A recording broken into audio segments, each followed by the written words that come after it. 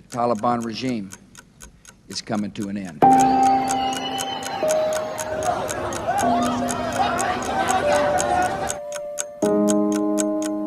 the Taliban takeover of Afghanistan now inevitable? No, it is not.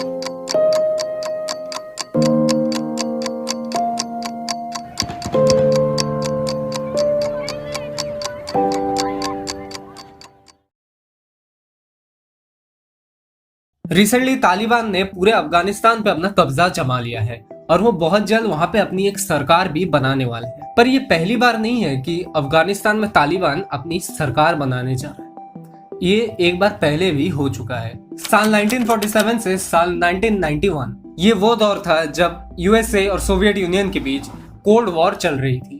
अब जिन्हें cold war का मतलब नहीं पता, मैं शॉर्ट में आपको बता देता हूँ। ये अमेरिका और सोवियत यूनियन के बीच कुछ सीरीज ऑफ जियोपॉलिटिकल इवेंट्स थे, राइवलरीज थी, जिसमें कई सारे military rivalries, trade rivalries etcetera ये सब हुए थे। साल 1965 को अफगानिस्तान में एक पार्टी का गठन हुआ जिसका नाम था पीडीपीए, यानी कि People's Democratic Party of Afghanistan, और ये एक कम्युनिस्ट पार्टी थी। साल 1978 में उस टाइम का जो लीडर था अफगानिस्तान के दाऊद खान, उन्हें मिलिट्री की मदद से पीडीपीए ने सत्ता से हटा दिया और कम्युनिस्ट गवर्नमेंट का शासन अफगानिस्तान में शुरू करवा दिया।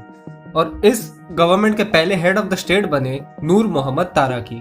इनकी गवर्नमेंट साल 1992 तक चली और इनके आखिरी जो लीडर थे उनका नाम था मोहम्मद नजीबुल्लाह। अब जहां जहां कम्युनिस्ट गवर्नमेंट का राज शुरू होता है वहां मॉडर्नाइजेशन एंड लैंड रिफॉर्म्स ये दोनों काफी ज्यादा आम बात है। और सेम चीज पीडीपीए के अंडर में अफगानिस्तान में भी आने लग रही थी। बट अफगानिस्तान के लोकल्स थे, वहां पे रहने वाले जो लोग थे, उन्हें ये डेवलपमेंट्स काफी ज्यादा पसंद नहीं आ रहे थे।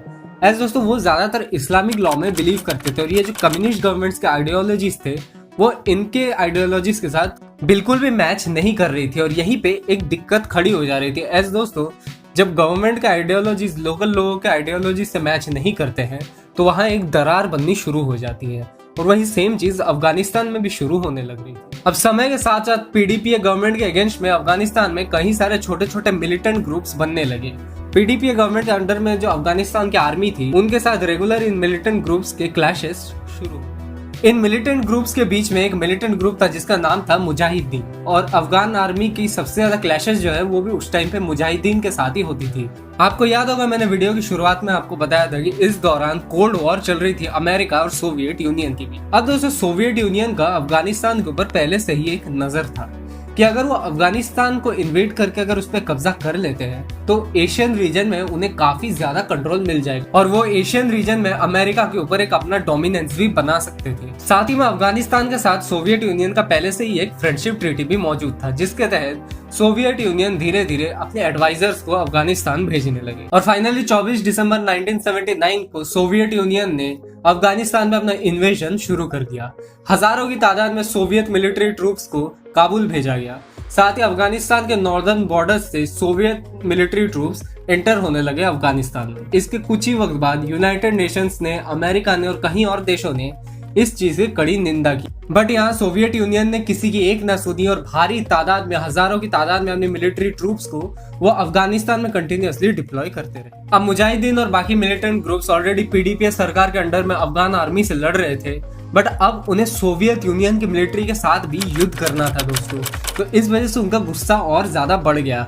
एज पहले उन पे मुसीबत कम थी जो अब और ज्यादा बढ़ चुकी थी। अफगानिस्तान दोस्तों पूरी तरीके से बड़े बड़े पहाड़ों से घिरा पड़ा हुआ है और दोस्तों ये जितने पहाड़ी क्षेत्र थे यहाँ पे देखते ही देखते मुजाहिदीन और बाकी मिलिटेंट ग्रुप्स ने अपना कब्जा जमा लिया और जितने शहरी इलाके थे, बड़े बड़े शहर थे, वहाँ पे सोवियत ट्रूप्स और अफगान आर्मी ने अपना कब्जा जमा लिया।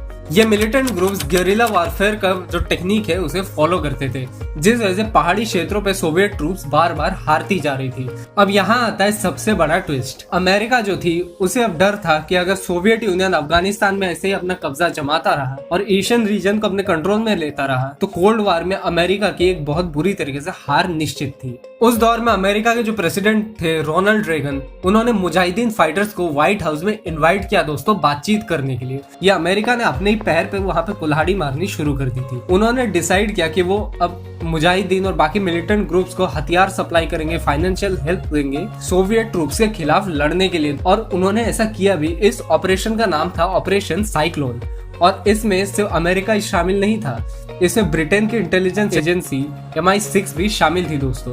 बट अमेरिका डायरेक्टली ऐसे हथियार मुजाहिदीन को सप्लाई नहीं कर सकता था, तो उन्होंने अपने दोस्त पाकिस्तान की हेल्प ली। अमेरिका के हथियार सप्लाई करने की वजह से मुजाहिदीन इतनी ज्यादा ताकतवर हो गई कि उन्होंने सोवियत ट्रूप्स को डोमिनेट करना स्टार्ट कर दिया दोस्तों। देखते ही देखते 1989 तक उन्होंने 15,000 के करीब सोवियत ट्रूप्स को मौत के घाट उतार दिया था और फाइनली 1989 को सोवियत यूनियन को हार के वापस जाना पड़ा, अफगानिस्तान छोड़ गए। 1989 में अफगानिस्तान छोड़ने के सिर्फ 2 साल बाद यानी कि 1991 में सोवियत यूनियन पूरी तरह से टूट के बिखर गया दोस्तों और अलग अलग इंडिपेंडेंट देश बन गए यहाँ पे, जैसे कि रशिया बन गया, यूक्रेन बन गया, बेलारूस बन गया, उज्बेकिस्तान बन गए, ऐसे अलग अलग देश बन गए। अब PDPS सरकार को तो अफगानिस्तान में इतने सालों तक सोवियत यूनियन फाइनेंशियल हेल्प दे रही थी, बट अब सोवियत यूनियन कोलैप्स हो जाने की वजह से उनकी खुद की फाइनेंशियल स्थिति अब काफी कमजोर हो चुकी थी और फाइनली साल 1992 में PDPA की सरकार कोलैप्स हो गई अफगानिस्तान में। PDPA की सरकार गिरने के बाद ये जो मिलिटेंट ग्रुप्स थे इतने सारे जो इनके साथ इतने दिनों से लड़ रहे थे,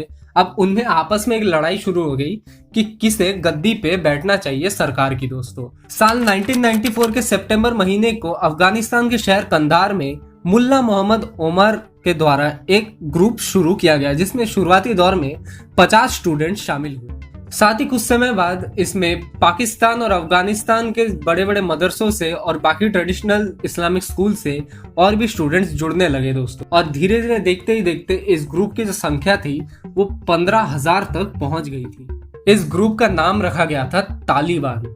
देखते ही देखते इसमें अफगान रिफ्यूजीज, ताजिक और उज्बेक स्टूडेंट्स, पाकिस्तान के मदरसों से और भी ज्यादा अलग अलग स्टूडेंट्स आके जुड़ने लगे दोस्तों और देखते ही देखते ये जो तालिबान थी ये काफी ज्यादा ताकतवर हो गई है। तालिबान के पास कहीं ऐसे फाइटर्स भी मौजूद थे जो सोवियत अफगान वॉर के टाइम भी लड़े थे और इनके पास अमेरिका के दिए हुए सारे हथियार मौजूद थे। देखते ही देखते तालिबान की ताकत इतनी ज्यादा बढ़ गई कि फाइनली 27 सितंबर 1996 को उन्होंने काबुल शहर पे कब्जा कर लिया और उन्होंने यहाँ पे अपनी सरकार बना ली अफगानिस्तान में पहली बार। इसी दौरान साल 1996 में ही नॉर्दर्न अलायंस नाम की एक पार्टी भी उभर के सामने आई। इसमें कई सारे रिबल मिलिटेंट ग्रुप्स के लीडर्स आपस में मिल गए और पिछली जो सरकार थी अफगानिस्तान की, उनके डिफेंस मिनिस्टर और कई पावरफुल लीडर्स भी इन ग्रुप्स के साथ जुड़ गए दोस्तों और इसी के साथ ये काफी एक स्ट्रॉन्ग ओपोजिशन ग्रुप बन गया तालिबान का।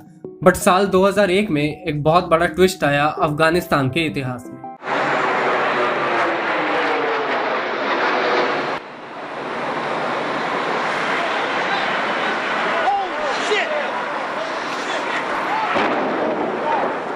सितंबर 11, 2001 की सुबह को अमेरिकन एयरलाइंस और यूनाइटेड एयरलाइंस की 4 फ्लाइट्स को अलकायदा टेररिस्ट ऑर्गेनाइजेशन के टेररिस्ट्स ने हाईजैक कर लिया दोस्तों। उनमें से 2 फ्लाइट्स को न्यूयॉर्क के फेमस वर्ल्ड ट्रेड सेंटर्स पे क्रैश करा दिया गया। जो तीसरा फ्लाइट था उसे यूएस मिलिट्री हेडक्वार्टर्स पेंटागन में क्रैश करा दिया गया और जो चौथा फ्लाइट था उसका पॉसिबल टारगेट व्हाइट हाउस था। बट दोस्तों बिकॉज उस फ्लाइट के पैसेंजर्स ने कॉकपिट पे हमला करके उसे कब्जा करने की कोशिश की थी कॉकपिट पे, इसी वजह से वो पेंसिल्वेनिया के एक फील्ड पे क्रैश हो गया। इस हमले में तकरीबन 3,000 लोगों की जान गई थी दोस्तों और साथ ही काफी भारी फाइनेंशियल लॉस झेलना पड़ा था अमेरिका को। बाद में पता चला कि ये हमले जो थे ये ओसामा बिन लादेन ने करवाए थे। ओसामा बिन लादेन उस दौर में अलकायदा टेररिस्ट ऑर्गेनाइजेशन का एक काफी बड़ा लीडर था। अब अमेरिका को पता चला कि ये जो अलकायदा के टेररिस्ट हैं इंक्लूडिंग ओसामा बिन लादेन वो अफगानिस्तान में छुपे हुए हैं और वहीं से उन्होंने ये सब प्लानिंग की थी दोस्तों। साथ ही पता चला कि तालिबान इन्हें सपोर्ट दे रहा था, उस दौर में तालिबान ही पावर में था।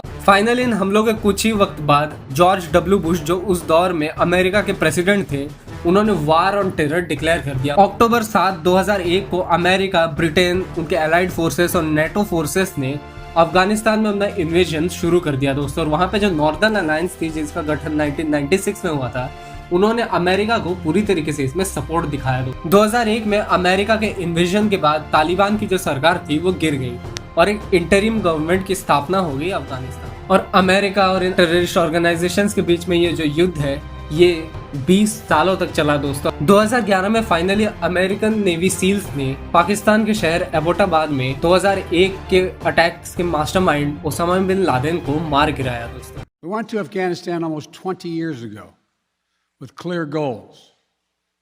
Get those who attacked us on September 11th, 2001, and make sure Al-Qaeda could not use Afghanistan as a base from which to attack us again. इस 20 साल तक चले अमेरिका और तालिबान के युद्ध में हजारों अफगान सिविलियंस ने अपनी जानें गंवाई और साथ ही हजारों की तादाद में अमेरिकी और नेटो फोर्सेस ने भी अपनी जानें गंवाई।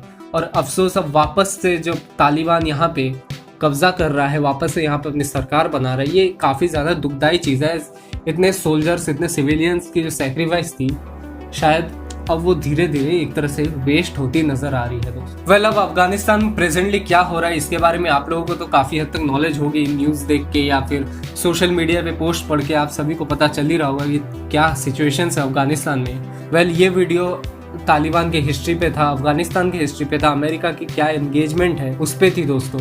और अभी प्रेजेंट के चीज़ों के बारे में हम इस वीडियो में कोई भी बात नहीं करेंगे। सो अगर आपको ये वीडियो पसंद आई हो तो मुझे कमेंट्स में ज़रूर बता दीजिएगा।